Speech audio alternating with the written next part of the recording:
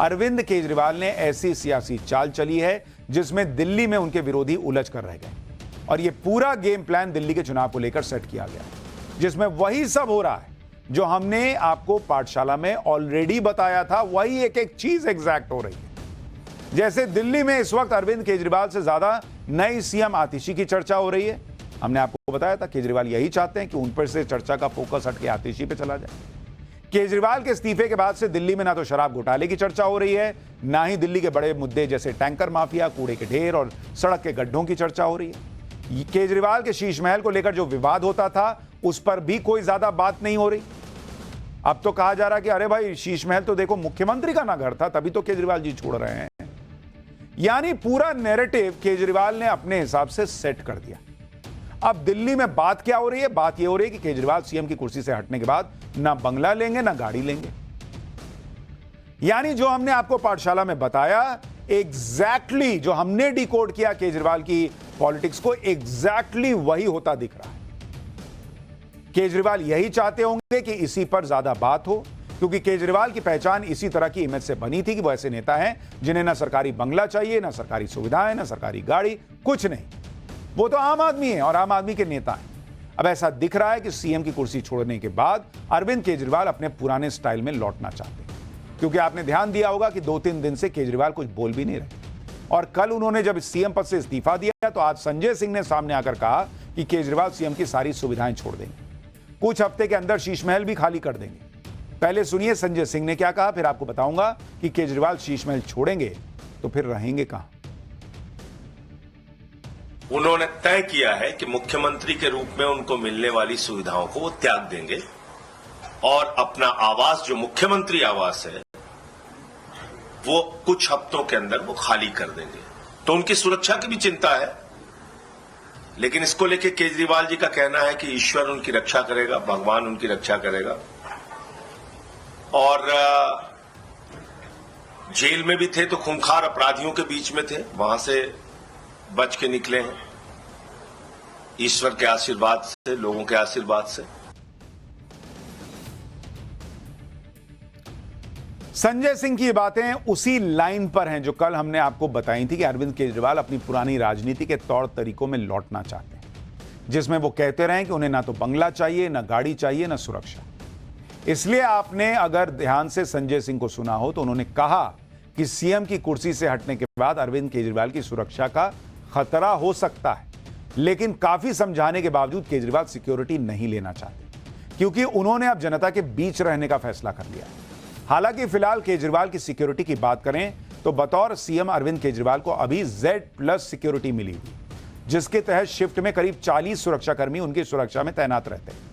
हालांकि दिल्ली पुलिस के सूत्रों के मुताबिक मुख्यमंत्री पद से इस्तीफे के बाद अरविंद केजरीवाल को दी गई सुरक्षा की भी समीक्षा हो सकती है, जिस पर गृह मंत्रालय अंतिम फैसला करेगा।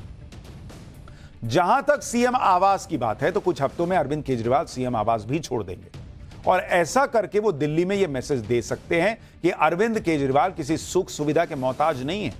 यह अरविंद केजरीवाल का वो दांव है जिससे उन्हें लगता है कि वो दिल्ली का चुनाव एक बार फिर आसानी से जीत पाएंगे।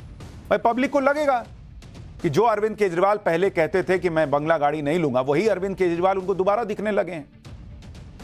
जिस शीश महल में वो रहते थे वो शीश महल त्याग दिया, पब्लिक के बीच आ गए। तो पॉलिटिक्स में सेंटिमेंट, इमोशन, कनेक्ट बड़ी इंपॉर्टेंट चीज है और केजरीवाल इस बात को समझते हुए ही अपनी पॉलिटिक्स को यहां तक लेकर आए।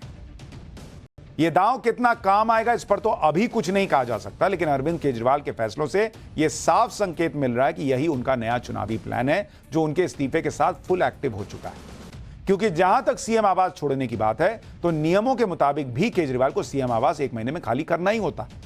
अब वो सीएम आवास छोड़कर सबको यह दिखा सकेंगे कि वो एक तरह से सीएम आवास का त्याग कर रहे हैं। भाई जब उन्होंने रिजाइन किया तो सीएम घर के आवास में थोड़ी रह सकते हैं, लेकिन उन्होंने उसको छोड़ना पड़ेगा इस बात को बनाया, सीएम आवास उन्होंने त्याग दिया। फिर भले ही चुनाव जीतने के बाद सीएम उन्हें बनना हो और वो ही फिर से सीएम आवास में जाएं, लेकिन अभी तो यही दिखेगा कि केजरीवाल ने सीएम आवास छोड़ दिया और सारी सुविधाएं छोड़ दी, क्योंकि अरविंद केजरीवाल अब सिर्फ विधायक रह गए। ऐसे में उन्हें बतौर विधायक मिलने वाली सरकारी सुविधाएं ही मिल पाएंगी। वो नई दिल्ली विधानसभा सीट से विधायक हैं, लेकिन पूर्व मुख्यमंत्री को सरकारी आवास अलॉट करने का प्रावधान नहीं है।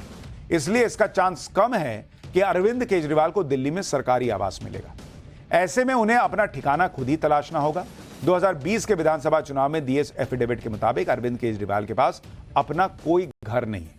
ऐसे में सवाल उठ रहा है कि क्या केजरीवाल अब किराए के मकान में रहेंगे। हालांकि सूत्रों का कहना है कि नेशनल पार्टी का अध्यक्ष होने के नाते उन्हें सरकारी घर मिल सकता है, लेकिन सवाल यह भी है कि क्या वो सरकारी घर लेंगे, क्योंकि संजय सिंह ने कहा कि अरविंद केजरीवाल जनता के बीच रहेंगे। चर्चा यह भी हो रही है कि केजरीवाल सेंट्रल दिल्ली में अपना नया ठिकाना तलाश रहे हैं। अरविंद केजरीवाल को शायद यह लग रहा है कि ऐसा करके उन्हें सिंपैथी मिलेगी और इससे चुनावों में फायदा हो सकता है।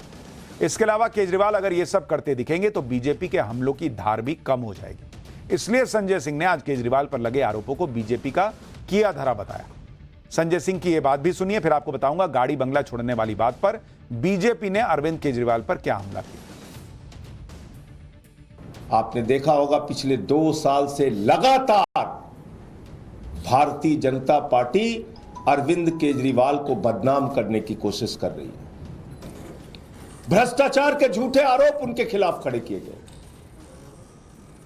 बेबुनियाद निराधार जिसमें 1 रुपए का सबूत नहीं मिला, ऐसे आरोप उनके ऊपर लगाए गए।